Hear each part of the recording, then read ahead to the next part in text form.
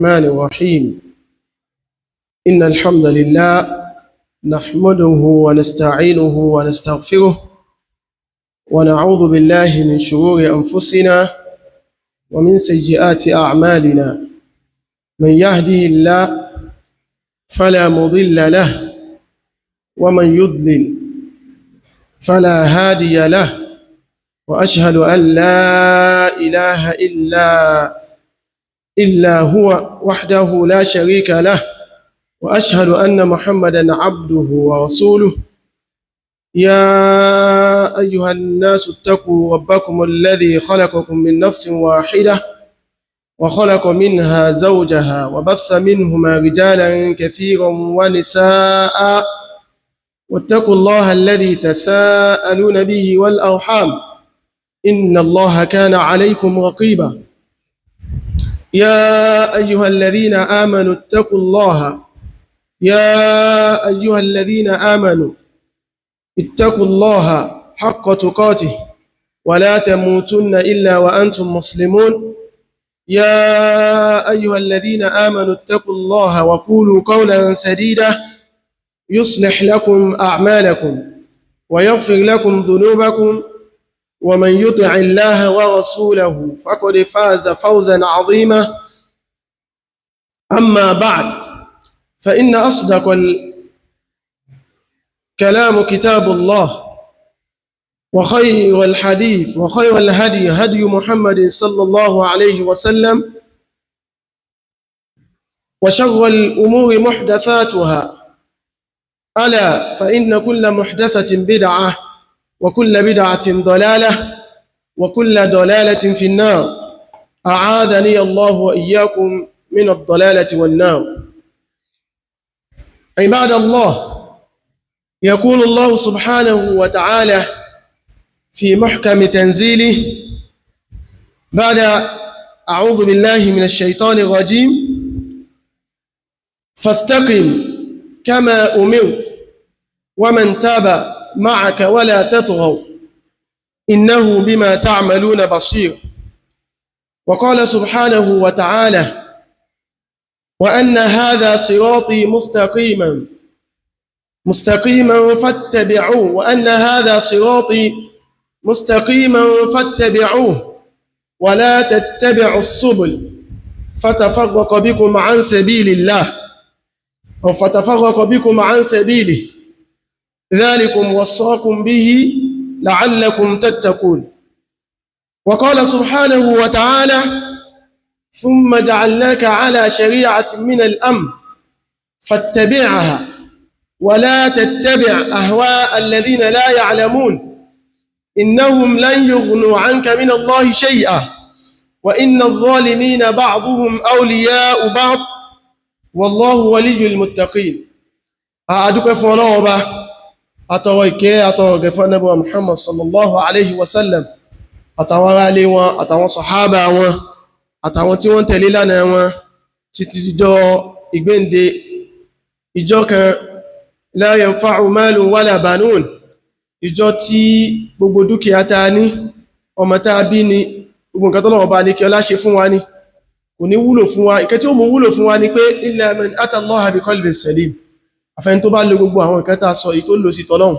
tó bọ́lọ́run ọba pẹ̀lú ọkàn tó mọ́, ọkàn tó là mina ṣubuhati wa ṣahawat, kó níbi gbogbo ṣubuha tinú ẹ̀sìn ni, kó ní gbogbo ṣahawa tayé náà ni, tó fọ́ra rẹ̀ mọ́, tó wá bọ́lọ́run ọba dáadáa. So ìjọ yìí, ìjọ tó yẹ pé yawma yafiru al-mar'u min akhi, ìjọ tó mọ ènìyàn tí ó mọ̀ sá fáwọn ọmọ ìyá rẹ̀, wa sahibatihi wa akhi, yóò sá fáwọn mọ̀lẹ́bí rẹ̀, fún ìyàwó rẹ̀, fọ́kọ rẹ̀. Ìjọ tó jẹ pé gbogbo wa, ìjọ tí yawma la yughni mawlan an mawlan shay'a, ìjọ tẹ́nì kankan ò ní lè gbẹ̀nì kankan lẹ̀, tí gbogbo owó ma sá kíjokíjo pé ìjọ tá dé yìí, inna zalzalata sa'ati shay'un 'azim, ìjọ tó jẹ pé ẹ̀rù ní gbogbo owó ma wá, bí gbogbo owó ṣe succeed, bí gbogbo owó ṣe bọ́lọ́wọ́ bá dáadáa, bó ṣe gbaṣẹ́ wa lọ́wọ́ wa ní ó bá wa. So àwọn fásitì yìí náà a fi ń bẹ lọ́wọ́ bá alékẹ́ọlá, Ọlọ́run bá kó kà wá mọ́nú àwọn tí ó gba ìwé wọn pẹ̀lú ọwọ́ ọ̀tún, Ọlọ́run kó kà wá mọ́nú àwọn tí ó bọ́lọ́wọ́ ọba tọ́lọ́wọ́ bó ti yọ́nú sí wọn tí ó ti gba gbogbo iṣẹ́ ládàá wa. Nǹkan tá mọ́ fi ṣe wá láǹfààní ní khutba tó ní pẹ̀lú ìyọ̀dọ̀ Ọlọ́run ọba òun ni al-istiqamatu ala ad-din aw al-istiqamatu fi ad-din, òun ni ìdúró ṣinṣin, ìdúró déédé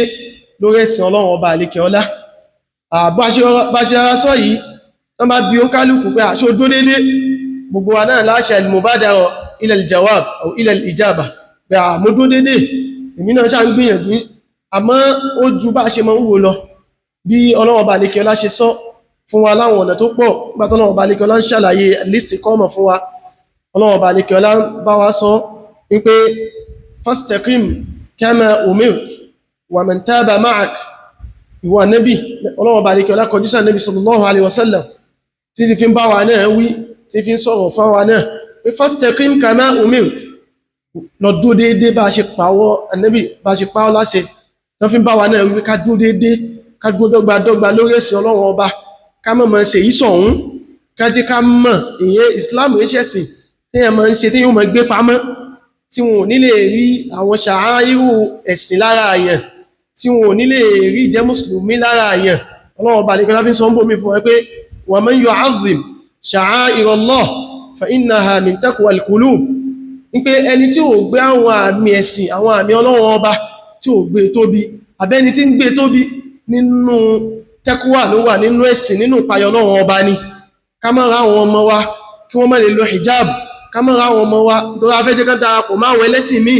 kí wọ́n má lè gbé ẹ̀sìn wọn jáde bó ṣe yẹ ká gbé jáde. So gbogbo àwọn nǹkan yìí abẹ́ pé al-istiqamatu fi ad-din aw ala ad-din, kí yẹn dúró déédé Ọlọ́run bá ṣe pa wá láṣẹ. Ọlọ́run bá lékọ́ láfi ń sọ níbo míì fún wa pé ya ayyuhal ladhina amanu udkhulu fi silmi kaffa, tẹ́ bá ṣẹ̀sìn, tẹ́ wọnú Islam, tẹ́ ṣẹ̀sìn mi Ọlọ́run ọba, tẹ́ ṣe Islam, ẹ wọ̀ tẹ́yẹnyẹ́ ni, ìyẹn ṣe ẹni tí ó ẹsẹ̀ kan lé ẹsẹ̀ kan níta. Tọ́lọ́run ọba lékọ́ lá sọ fún wa pé atu'minuna bi ba'dil kitab wa takfuruna bi ba'd, ṣe fẹ́ máa nígbàgbọ́ pẹ̀lú àwọn nǹkan kọ̀ọ̀kan nínú tírà ni, nígbà àìmí o ìjábò òun ti pọ̀jù fọ́mọ tèmi, àlọ́lá ẹ̀mẹ́wàá. So gbogbo àwọn nǹkan yìí Islam yìí ṣẹ̀sìn tó jẹ́ pé ó wà fi kan lẹ̀, ó dákan sí, àbọ̀ ó kírun lélẹ̀ ò ní kírun. So ìyẹn máa ń ṣe kí ni, ìyẹn máa ń ní istiqama níbi ẹ̀sìn Ọlọ́run ọba àlékè ọlá ni. Torí Ọlọ́run ọba àlékè ọlá parí rẹ̀ pé wala tatghaw, ẹ má hùwà tọ́ọ̀gì, ẹ má hùwà pòkì, innahu bima ta'maluna basir. Ọlọ́run ọba rí gbogbo nǹkan tá ń ṣe níṣẹ́, gbogbo nǹkan tá ń ṣe níṣẹ́ lọ́wọ́ ọba àlékè ọlá. Ọlọ́run ọba àlékè ọlá rí èyí tá a ṣe kọ̀kọ̀ ní, èyí tá a ṣe gbangba ní, kò sí èyí tó sápamọ́ fún Ọlọ́run ọba àlékè ọlá. Ọlọ́run ọba àlékè ọlá tó sọ ń bomi fún wa pé wa anna hadha sirati mustaqima, ẹ̀rí ìlànà èmi Ọlọ́run ọba, ọ̀nà Islam yìí, ọ̀nà tó tọ́ ni, tó tọ́ ṣinṣin, tó dúró déédé, kìí ṣe ọ̀nà tó dàrú. Islam yìí ṣẹ̀sìn tó dàrú pé àwa ní dámà. Islam yìí pé ashhadu an la ilaha illa anta aw illa Allah wa anna Muhammadan abduhu wa rasuluhu, ẹ̀sìn tí ó clear ni, tó ẹgbẹ́ nǹkan tá fi wọ́, nǹkan tó clear tí ò ní dàrú ni. So Ọlọ́run ọba lè fi láti sọ fún ẹgbẹ́ wa anna hadha sirati mustaqima, ẹ̀rí lànà èmi Ọlọ́run ọba, ìlànà tó tọ́ tó dúró déédé ni. Fala tattabi'u wa la tattabi'u subul, ẹ má tẹ̀lé àwọn ọ̀nà oríṣiríṣi, ọ̀nà pọ̀, ọ̀nà ṣètọ́nì pọ̀. Ọlọ́run ọba lẹ́kọ́ lámọ́ fi sọ fún wa pé wala tattabi'u khutuwati shaytan, ìlànà ọ̀nà tí ṣètọ́nù fẹ́ fi sọ wá nù pọ̀. Àmọ́ t'Ọlọ́run ọba ọ̀nà kan náà ni, ọ̀nà Ọlọ́run, ọ̀nà Nábì, ọ̀nà alkitab wa sunnah, ọ̀nà ni Ọlọ́run ọba àlékè ọlá, ọ̀nà tí ó dàrú. So bí ṣètọ́nù ṣe fẹ́ mú wa lọ́nà tó pọ̀, níbi ọ̀nà ká má parọ́ ni, ká jalè ni, ká ṣe zìnà ni, ká má sọ oríṣiríṣi ọ̀nà, ẹbọ ni, bídà ni, kò ní fi wá lọ́rùn lẹ̀. Ní Ànábì sallam náà fi sọ fún wa pé ash-shaytan yajri majra ad-dam, nínú ọmọ ènìyàn kama qala sallallahu alaihi wasallam, nígbé lọ́mọ ènìyàn ṣètọ́nù ó mọ̀ lé wa kí ni, gbogbo inú ẹ̀jẹ̀ wa yóò mọ̀, àwa la máa gbìyànjú ta ní istiqama yìí ní wà ràn wá lọ́wọ́ tá fi dúró dédé níbi ẹ̀sìn Ọlọ́run ọba, tí ṣètọ́nù fi ní gẹ́ẹ̀tì wa, òun náà la fi ń rí láwùjọ wa ní gbogbo ìgbà. Àwọn tí ò fẹ́ jí Islam jòkó, tí wọ́n hate Islam, wọn ò ṣe mú lọ́rẹ̀ẹ́, wọn ò ṣe Ọlọ́run ọba nìkan láti wọ́n nù wa lọ́pọ̀lọpọ̀ gbà. Ya ayyuhal ladhina amanu la tattakhidhu aduwwi wa aduwwakum awliya, níbo míì la tattakhidhu al-kafirina awliya aw la tattakhidhu al-kafirina awliya min duni al-mu'minin. Lọ́nà oríṣiríṣi ó ti wọ́n nù wáyé pé ẹ má mú àwọn kèfèrí, wa lan tarda anka al-yahudu walan nasara hatta tattabi'a millatahum wọn ò lè yọ́nú sí wọn ò lè bá yín ṣọ̀rẹ́ òdodo àfi tẹ́ bá tẹ̀lé lánàá wọn àfi kí yẹn dúró lórí ẹ̀sìn Islam ṣe sí pé jẹ́mi náà pamọ́ tó bá ń ṣe Ọ̀ṣun Òṣogbo kí n bá wọn ṣe tó bá gbogbo kíníkan ọdún lọ́dún Islam ṣe báwọn tó bá mọ̀ kò fẹ́ ṣe Islam ó ṣe ẹ̀sìn tó mọ́ kanga ni ọ̀nà Ọlọ́run ọba ọ̀nà tó tọ́ tó dúró déédéé ni wala tattabi'us subul ẹ má tẹ̀lé àwọn ọ̀nà òun ló fi gbé wá fún wa pé as-subul àwọn ọ̀nà ṣaitan àwọn ọ̀nà èṣù àwọn ọ̀nà tí èṣe tọ́lọ́run ọba pọ̀ àwa lámójútó bí Islam bá ṣe mójútó Islam tó jọ́nà tọ́lọ́run ọba àlékẹ́ọlá òun náà ni Ọlọ́run ọba àlékẹ́ọlá fi ń sọ fún wa níbòmí náà pé innal ladhina qalu rabbuna Allah thumma istaqamu níbòmí fala khawfun alayhim wala hum yahzanun níbòmí tatanazzalu alayhimul malaika alla takhafu wala tahzanu wa abshiru bil jannati allati kuntum tu'adun pé àwọn tí wọ́n sọ pé àwọn nígbàgbọ́ tí wọ́n mọ̀ pé nínú ẹ̀sìn nínú Islam náà ni pé a máa ṣe kẹ́límà a fi rí pé gbogbo àdìkáàrù wa ní kẹ́límà la ilaha illallah wa ká máa ṣe Ọlọ́run ọba ní èyí tá ń ṣe láàárọ̀ ni èyí tá ń ṣe rọ̀lẹ́ ni Ọlọ́run ọba àlékẹ́ ọlá kò sọ́lọ́run ọba mi àfọlọ́run ọba la ilaha illa anta subhanaka inni kuntu minadh dhalimin la ilaha illallah wahdahu la sharika lah lahul mulku wa lahul hamd wa huwa ala kulli shay'in qadir a ṣe ní gbogbo ìgbà kẹ́límà tá a fi wọ́n Islam náà nìyẹn kẹ́límà tí ó sì máa jẹ́ kẹ́sìn náà dó lára wa náà nìyẹn kẹ́límà tá sì fi rá àlìjánnà náà nìyẹn tó gbogbo àwọn nǹkan yìí jẹ́ ká mọ̀ pé èèyàn máa ní al-istiqamatu ala ad-din gbogbo ìgbà èèyàn ní jẹ́ káwọn tí wọ́n ò fẹ́ jẹ́ kẹ́sìn dó lára wa èèyàn ní gbà fún wọn léṣù ni shayatinul ins wal jinn àwọn tó ń bẹ nínú tàlìjànnú ni tó ń bẹ nínú tèèyàn náà ni àwọn ọ̀rẹ́ hátà láwọn téèyàn ó bá ṣọ̀rẹ́ lọ́wọ́ bá nìkan lánàá fi sọ fún ya ayyuhal ladhina amanu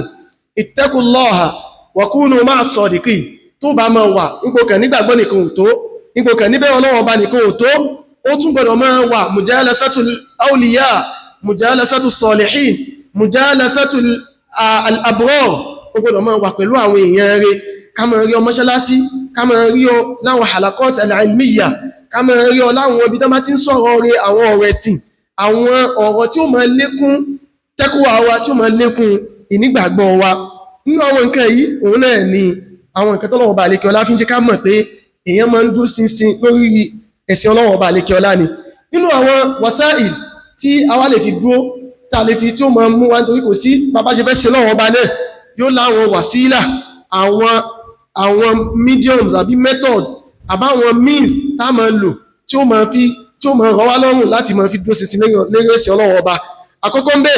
òun ni islahul qulub aw islahul qalb nínú nǹkan tá gbọ́dọ̀ kọ́kọ́ mójútó jù òun lọ́kàn wa ni Ànábì sallallahu alaihi wasallam fi sọ fún wa pé ala inna fil jasadi mudghah idha salaha al jasadu kullu wa idha fasadat al jasadu kullu nbe tí nǹkan tá mudghah kan wà nínú ara bá sì kan bẹ nínú ara tí nǹkan bá fi lè ṣe nǹkan ti ṣe gbogbo ara tí nǹkan bá fi lè kúrọ́lù tí ó fi lè bàjẹ́ àbí nǹkan ṣe gbogbo ara nìkan ti ṣe òun náà ní kíni òun náà ní alqalb òun náà lọ́kàn wa ẹ̀mí wa ọkàn táa fi ń jẹ́ èèyàn ọkàn táa fi ń ro nǹkan ọkàn táa fi ń sin lọ́run táa fi ń ro tọ́lọ́run ọba so nǹkan tí yẹn bá sì fi bá ọkàn lò òun náà lọ́kàn ó fi ṣe òun náà ni ó máa ṣe bí gbogbo bá ṣe tọ́jú ọkàn rẹ sí tó ń ṣe islahul qalb gbogbo ìgbà gbogbo kẹ́límà tá à ń sọ yìí ala bi dhikrillah tatma'innul qulub pé ọkàn yìí ṣe nǹkan tí èèyàn máa ń filẹ̀ pé kókà máa ṣe nǹkan tó wù lọ èèyàn máa ń tọ́jú ọkàn ni pé an-nafsu kat-tifl in tuhmilhu shabba ala hubbi ghada'i wa in tuhmilhu yanfatimi pé ọkàn ó dàbí ẹ̀mí dà gẹ́gẹ́ bí ọmọ kékeré ni ibi tó bá fi tọ́jú rẹ̀ bó bá ṣe rèé òun náà ni ó darí rẹ̀ tó bá darí rẹ̀ sí tọ́lọ́run ọba àlékẹ́ ọlá yóò darí síbẹ̀ tó bá fi nǹkan tí ò dáa náà tó fi kọ́ ibẹ̀ náà ni ó máa darí sí so ọkàn wa nínú èyàn kan tí èyàn máa mójútó tí èyàn máa fi ní al-istiqamatu ala ad-din òun ni ọkàn ẹlẹ́kejì ń bẹ òun ni imsakul lisan anil khawd fil batil ká di àwọn wa mú kó níbi ìmọ̀ sọ̀rọ̀ tí ó dáa ìmọ̀ sọ̀rọ̀ bàjẹ́ ìmọ̀ sọ̀rọ̀ òkì ìmọ̀ sọ̀rọ̀ ọ̀rọ̀ tọ́lọ́wọ́ ọba àlékẹ́ ọlá ò fẹ́ nígbà tọ́lọ́wọ́ ọba àlékẹ́ ọlá wòye àwọn ẹni ọlọ́wọ́ ọba àlékẹ́ ọlá ní qad aflaha al-mu'minun الذين هم في صلاتهم خاشعون walladhina hum 'anil lagwi mu'ridun àwọn tó jẹ́ pé tán bá ń sọ̀rọ̀ tí ó dá tán sọ̀rọ̀ ọ̀rọ̀ rádaràdá ọ̀rọ̀ dọ̀tí àwọn máa ń tètè ń kó ń bẹ́ alladhina idha ra'ayta alladhina yakhuduna fi ayatina fa'a'rid 'anhum hatta yakhudu fi hadithin ghayrihi tí wọ́n bá ń sọ̀rọ̀ tí ó dá tí wọ́n ń sọ̀rọ̀ bàjẹ́ tán sọ̀rọ̀ dọ̀tí ìwọ kúrò lọ́dọ̀ wọn ìwọ kó ń bẹ́ tí ẹ̀nà bá ti ń jòkótà àwọn tí ń sọ̀rọ̀ tí ó dá ọ̀rọ̀ tí ó dá yìí náà lè wá láwọn tàjọ ń rìn àbí nínú àwọn àtọ̀rí tá ń jòkó sí àwọn assembly àwọn ibiṣẹ́ wa kódà online náà ni gbogbo àwọn tán máa ń ṣe fídíò tí ó bá mú kó ń bẹ́ mú tí wọ́n gbé kó ń bẹ́ tí gbogbo àwọn nǹkan yìí náà àwọn nǹkan tí ẹ máa fi ń tréní ara èèyàn níbi lórí al-istiqamatu ala ad-din òun ni Ànábì sallam náà fi kọ́ wa ní pé nínú àwọn nǹkan tó lè tètè mú yàn síráàlì jẹ́nà àwọn èèyàn bẹ̀m̀bẹ̀ àtàbẹ́ ó sì lè dè múyàn kọlùtọ̀ lọ́wọ́ ọba sónú nǹkan tí a gbọ́dọ̀ mójútó òun ni nǹkan yìí nù kẹta tó ti sọ síwájú òun náà ni musahabatu salihin wa mujalasatuhum kí ẹ máa rìn pẹ̀lú àwọn èèyàn rẹ̀ kí ẹ máa rìn pẹ̀lú àwọn èèyàn dáadáa wọ́n ní ẹni tó bá rìn pẹ̀lú àwọn nǹkan yóò bá wọn ṣe náà làwọn afá náà tó fi Imam Shafi'i náà tó fi kọ́ wa pé uhibbu salihina wa lastu minhum ká máa rìn pẹ̀lú àwọn èèyàn rẹ̀ ká nífẹ̀ẹ́ wọn kó àbá ti jọ wọn káwa náà nífẹ̀ẹ́ wọn ká mọ bá wọn rìn ká mọ ṣe bí wọn ká gbìyànjú ká mọ kọ́ṣe wọn nínú àwọn nǹkan tí máa ń mú wa lórí tí máa ń mú wa tí ó rè wá lórí al-istiqama òun làwọn nǹkan yìí nínú ẹ̀ náà ni luzumu al-ittiba' wa tarku al-ibtida' kí èèyàn máa tẹ̀lé ọ̀rọ̀ Ọlọ́run ọba gbogbo nǹkan tọ́lọ́run ọba ní ká máa ṣe ní dáadáa ní Ọlọ́run ọba lẹ́kọ̀ọ́ láfi ń sọ fún wa pé kul in kuntum tuhibbuna Allaha fattabi'uni yuhbibkumullah tẹ́ bá nífẹ̀ẹ́ mi Ọlọ́run ọba ẹ tẹ̀lé tèmi Ọlọ́run ẹ tẹ̀lé tànábì tẹ́ bá ṣe ń tẹ̀lé tẹ́ ń fi bídá alẹ́ tẹ́ ń fẹ́ dáadáa lẹ́lẹ́ tẹ́ ń fa àwọn nǹkan tá ní ẹ má ṣe àwọn almunihiyat almunkarot tá ń fi ilẹ̀ ara àwọn nǹkan tí ó mọ mú wa dó lórí ẹ̀sìn Ọlọ́run ọba nìyẹn lọ́lọ́run wà lẹ́gbẹ́ tó fi kó fa in tanaza'tum fi shay'in farudduhu ila Allahi wa rasul in kuntum mu'minin farudduhu ila Allahi wa rasul in kuntum tu'minuna billahi wal yawmil akhir so gbogbo àwọn nǹkan yìí àwọn nǹkan tí ó rè wá lórí ká ní al-istiqama ala ad-din òun ni àwọn nǹkan tá ń sọ yìí nínú ẹ̀ náà tún ni talabul ilmi ash-shar'i òun náà ni ká mọ̀ wá mọ̀ gbogbo àǹfààní gbogbo àsìkò tá bá ní ìyẹn sọ pé mo ti dàgbà jù mọ́ lọ ìyẹn dàgbà jù mọ́ lọ ìyẹn dàgbà jù ìbádà lọ ìyẹn dàgbà jù kéèyàn náà wá mẹ́sìn gbogbo platforms téèyàn bá ti lè kọ́ mọ̀ gbogbo ọ̀nà téèyàn bá fi lè mọ̀ wá mẹ́sìn lórí kéèyàn wá offline online pẹ̀lú àwọn ọ̀rẹ́ ni halakọ́tù ilmiya ni bá a ṣe mọ́ ọmọ wa lọlé kéwú náà àwa náà ní ìdí kéwú àwa náà ní ìdí ẹ̀sìn ní Ọlọ́run bá lẹ́kọ́ láfi sọ fún wa fa'budu rabbaka hatta ya'tiyaka al-yaqin ní àwọn afánà fi sọ fún wa níbi hadith al-ilmu min al-mahdi ila al-lahad pé èèyàn máa ń wá mọ̀ ní gbogbo ìgbà ni ìmẹ́ṣe nǹkan tó gbé àmú ti ní tán èmi náà ti nímọ̀ tán Ọlọ́run bá lẹ́kọ́ láfi sọ fún wa pé innama yakhsha Allaha min ibadihi al-ulama àwọn tí ó rí bí tí wọ́n ní khashiyah tí wọ́n mọ̀ bí wọ́n sì sin lọ́hùn àwọn onímọ̀ ni àwọn náà ni wọ́n lè páyà Ọlọ́run ọba wa sallallahu ala nabiyyina Muhammadin wa ala alihi wa sahbihi ajma'in astaghfiru rabbakum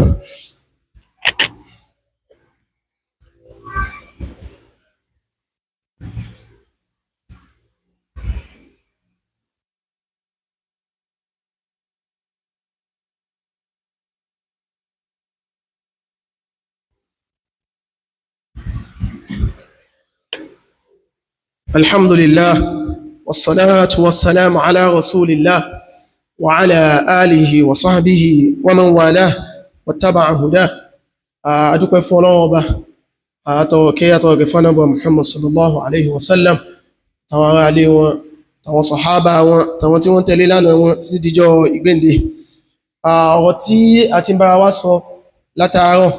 هنا لنقبع الاستقامة على الدين والاستقامة في الدين òun náà nípa ká ní ètò ká dúró déédé lórí ẹ̀sìn Ọlọ́run ọba ká dúró dáadáa lórí ẹ̀sìn Ọlọ́run ọba ká má jẹ́ ni tí ó máa ṣe yìí sọ̀hún lórí ẹ̀sìn Ọlọ́run ọba ká má jẹ́ ni tí ó máa tán bá rí bí Islam ó tún máa rí bí nǹkan míì àbọ́lóhun bá wá ṣe Islam ní tún ṣe nǹkan míì ká dúró déédé lórí ẹ̀sìn Ọlọ́run ọba so inú nǹkan táwa fi tún ṣe aláǹfààní fi al-khutbati thaniya òun náà ni àwọn fawaid àbáwọn thamarat tí ma ń bẹ́ bí èyàn bá ń sin lọ́wọ́ ọba kí láwọn nǹkan tí àwọn nǹkan yóò bí fún wa èyàn bá ṣe sin lọ́wọ́ torí sin lọ́wọ́ ọba kìí ṣe nǹkan tákàn máa ṣe bọ́ gidi, gbogbo ẹ̀ ló láwọn maqasid, ló láwọn nǹkan tí Islam fẹ́ jẹ́ kó bí fún wa. Bá a ṣe ń sin lọ́hun, tá ń kírun, tá ń gbàwẹ̀, tá ń lọ, tá ń bọ̀, gbogbo ẹ̀ ló ní nǹkan tọ́lọ́run bá lékẹ́ ọlá fẹ́ jẹ́ kó bí fún wa. Nínú ẹ̀ náà ni alákọ̀ọ́kọ́ ń bẹ òun ni athabatu fi din, athabatu ala din. Nínú nǹkan tí ó bí fún wa òun ni kíyàn kọ́kànyàn kó dúró déédé, kọ́kànyàn kó dúró lórí ẹ̀sìn bá Nábì sallam ṣe ní ká mọ̀ bẹ́lọ́hun ní gbogbo ìgbà pé Allahumma thabbit qalbi ala dinik,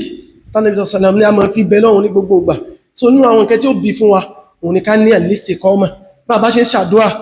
tá ń ṣiṣẹ́ tọ̀ tá ń ṣe tọ̀ yìí náà, òun ni ó padà wá bí athabat. Òun la fi ní rí mùsùlùmí tó gbádùn, la fi ní rí níbi gbogbo àwọn nǹkan tí ó ká máa wá rí níbi tán tí ń takò ẹ̀sìn, níbi tán tí ń yọ jáàbù lórí ọmọ, kó wá jẹ́ pé wọn mùsùlùmí náà láti mọ bá ń bẹ̀. Ìwọ tó yẹ kó lè defend Islam, tó yẹ kó defend àwọn ọmọ mùsùlùmí, kó defend pé litakuna kalimatullahi hiya al-ulya, ká máa rí ọmọ tí wọ́n ti máa, tí ọ̀rọ̀ Ọlọ́run ọba, ẹ̀sìn Ọlọ́run ọba ti máa ga, kó wá jẹ́ pé wọn náà láti mọ bá ń bi ibi tí àwọn èèyàn ti ń fẹ́sìn wọlé. Lọ mójútó, lọ yẹ Islam rẹ wò, lọ yẹra rẹ wò dáadáa. Nínú ẹ̀ òun náà tún ni al-hayatu tayyiba. Nínú fámọ́rọ̀ tí al-istiqamatu ala ad-din aw fi ad-din tí ó bí fún wa òun náà ni al-hayatu tayyiba. ìyẹn ló sẹ̀mí tó dáa, sẹ̀mí tó gbádùn. Ọlọ́run bá alékẹ́ ọlá sọ pé man amila salihan min dhakarin aw untha falanuhyiyannahu hayatan tayyiba. Ẹ rí pé mùsùlùmí sẹ̀mí tí ó máa lò pẹ̀lẹ́pẹ̀lẹ́ ni ó máa fi lò,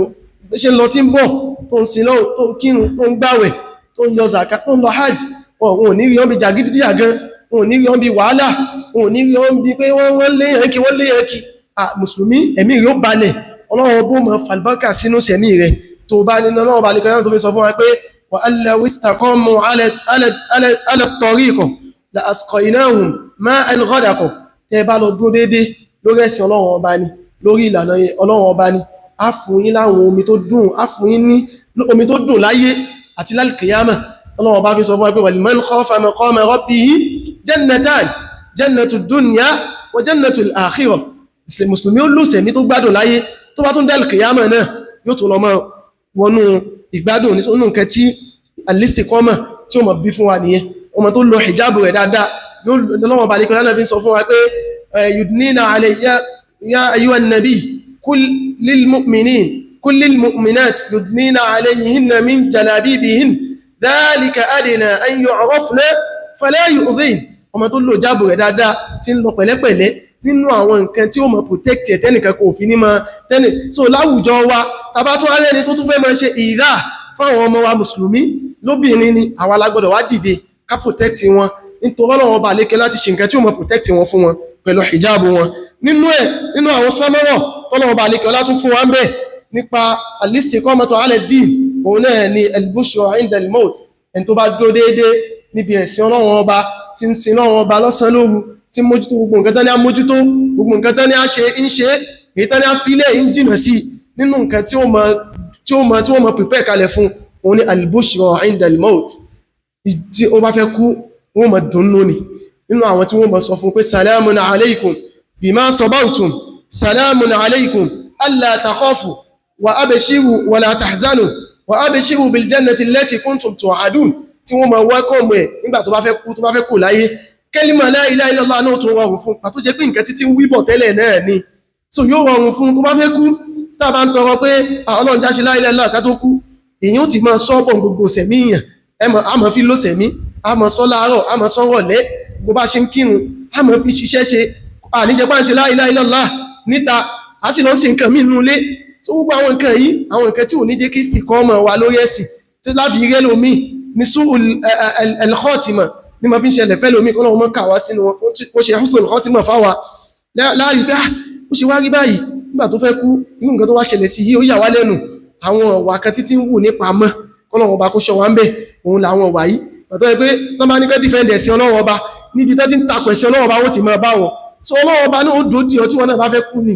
kò ní rọrùn fún láti ṣe la ilaha illallah. So gbogbo àwọn nǹkan yìí òun ni àwọn nǹkan tí máa ń jẹ́ fámọ́rọ̀ ní dáadáa fún ẹni tó bá ṣe kí ni tó bá dúró dédé lórí ẹ̀sìn Ọlọ́run ọba. Nínú ẹ̀ òun náà ni adh-dhill yudhilluhumullahu fi dhillihi yawma la dhilla illa dhilluh. inú àwọn nǹkan tí wọ́n mọ̀ pèsè kalẹ̀ fún ẹni tí ó ní al-istiqamatu ala ad-din òun náà ni bòògì ọlọ́run ọba ìjọ tí ò ní sí bòògì kankan ìjọ tó yẹ kí gbogbo wa abẹ́ òrùn tí wọ́n sún mọ́ wa lámọ́ wà ẹni tó bá ní al-istiqama ala ad-din gẹ́gẹ́ bí al-imam al-aadi àbí ash-shab al-aadi ash-shab tó yẹ pé wọ́n pè sí zina kò ṣe zina wọ́n fi jẹ̀mọ́mú wọ́n fi já síwájú kò jẹ́ ìwọ̀ àwọn èèyàn wọ́n fi fẹ́ ṣe lórí ìlú ó jẹ́ gọ́ọ̀nà ni ó jẹ́ wọ́n fi ọ́ sí lórí ìlú ó jẹ́ òkúkú àwọn èèyàn mọ́tí ẹ nínú àwọn nǹkan tí mọ́ mú istikọ́mọ̀ tí ó mú sámárọ̀ al-istikọ́mọ̀ wá báyàn ni kí ẹ náà kó jẹ́ pé halali tọ́lọ́wọ́ bá fún ọ jùkó tí mọ́ bẹ̀lọ́ lórí rẹ̀ kí ẹ ní al-qana'a lórí díẹ̀ tọ́lọ́wọ́ bá fún yẹn so ìjọ́ tó bá jọ al-qiyamah náà fi lọ́lẹ́mìí fi ká shabun nasha'a fi ibadatillah ọ̀dọ́ tọ́lọ́wọ́ bá lékẹ́ ọlá ní kó dàgbà sí díẹ̀ sí nínú àwọn tọ́lọ́wọ́ bó fi sínú bòógì ń jọ al-qiyamah ni tó jẹ́ pé ó ń dúró gbogbo salatul jama'a ń mójútó ohun rẹ̀ al-muhafadhatu ala as-salawat ó ń mójútó ohun ó ń mójútó àwẹ̀ wọ́n tún ní ó gba náfìlà ó tún gba náfìlà wọ́n ní ó yẹ náfìlà ó tún yàn ní tún dìde kírun lóru ń ka Kùránì rẹ̀ ń sin lóhun ń sá fún gbogbo àwọn nǹkan tá a ní tí Ọlọ́run bá lékẹ́ ọlá ní àmọ́ ṣe tó bá dijọ́ al-qiyamah látàyé ní ó ti mọ gbádùn tó bá wá dọ́dọ̀ al-qiyamah náà yóò tó wà nínú àwọn tọ́lọ́wọ́ bó fi sí special place tí àwọn òní sí lábẹ́ òun Ọlọ́run bá lékẹ́ ọlá ìparí rẹ̀ òun wà ní dukhulul janna tí gbogbo wọn fẹ́ nínú thamarọ̀ nínú fa'ida al-istiqamatu ala ad-din òun ni ìwọ aljanna innal ladhina qalu rabbuna Allah thumma istaqamu fala khawfun alayhim wala hum yahzanun ulaika ashabul janna khalidina fiha jazaan bima kanu ya'malun inna Allaha ya'muru bil 'adli wal ihsan wa ita'i dhil qurba wa yanha 'anil fahsha'i wal munkari wal baghi يعظكم لعلكم تذكرون اللهم أصلح ولاة المسلمين وأصلح أمر المسلمين ووفق بيننا واخلف بيننا اللهم ربنا آتنا في الدنيا حسنة وفي الآخرة حسنة وقنا عذاب النار اللهم انصر المستضعفين في كل مكان اللهم انصر المسلمين في كل مكان اللهم انصر إخواننا في غزة وفي كل مكان يا رب العالمين a fi àsìkò yìí náà a tún fi ń tọrọ fún àwọn aṣíwájú wa àwọn olórí wa kọ́nà bá kọ́ ọmọ ṣe bí ìlú ṣe lè yìí náà kọ́nà kó bá wa dẹ̀ kó ṣe gbogbo kó ṣe ní pẹ̀tẹ́lẹ̀ fún wa kó sì gbogbo àlámọ̀rí wa kọ́nà bá wa ṣe ní rọrùn kọ́nà ọmọ fi ṣọ́ rẹ̀ ṣọ́ wa gbogbo bí nǹkan ṣe lè yìí kọ́nà bá wa rọ̀ láìpẹ́ láì jìnà Allahumma la tada' lana dhanban illa ghafawtah wala hamman illa farajtah wala daynan illa qadaytah wala maridan illa shafaytah ولا حاجة من حوائج الدنيا والآخرة إلا قضيتها ويسرتها يا رب العالمين وصلى الله على نبينا محمد وعلى آله وصحبه أجمعين قوموا إلى صلاتكم يرحمكم الله